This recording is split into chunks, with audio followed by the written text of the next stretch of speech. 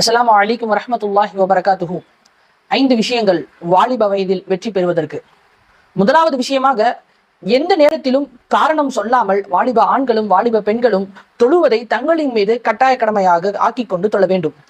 இரண்டாவது விஷயமாக, குர்ஆனுடன் ஒரு வாலிப ஆண் அல்லது வாலிப பெண் தொடர்பில் எந்நேரமும் இருக்க வேண்டும். அதாவது அந்த குர்ஆனை செவியின் மூலமாக கேட்பதோ அல்லது தினந்தோறும் குர்ஆனை ஓதிக்கொண்டே இருப்பது.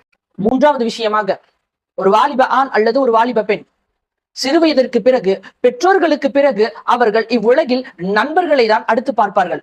அப்படி நண்பர்களை பார்க்கும்போது இந்த வாலிப வயதில் நல்ல நண்பர்களுடன் சேர வேண்டும். அது ஒரு வாலிப ஆணாக இருந்தாலும் வாலிப பெண்ணாக இருந்தாலும் நல்ல நண்பர்களுடன் சேர வேண்டும்.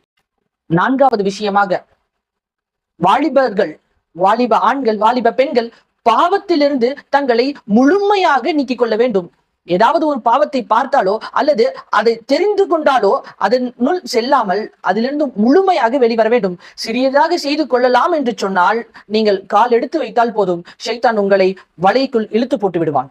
ஐந்தாவதாக ஒரு முக்கியமான விஷயம், இன்றைய தலைமுறையில் உள்ள வாலிபர்கள் பெற்றோர்களை பார்த்து அவர்கள் மனங்கள் நோகடிக்கும்படி தினந்தோறும் நடந்து கொண்டிருக்கிறார்கள்.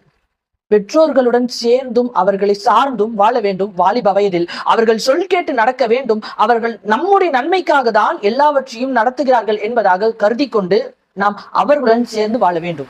எனவே இந்த 5 விஷயங்களை நீங்கள் கடைபிடித்தால் நான் அடித்து சொல்கிறேன், உங்களுடைய வாலிப வயதில் நீங்கள் வெற்றி கொண்டு விட்டீர்கள். இன்ஷா அல்லாஹ், அல்லாஹு தஆலா உங்களையும் என்னையும் பொருந்திக் கொள்வானாக. அஸ்ஸலாமு அலைக்கும் வரஹ்மத்துல்லாஹி தஆலா வபரகாத்துஹு.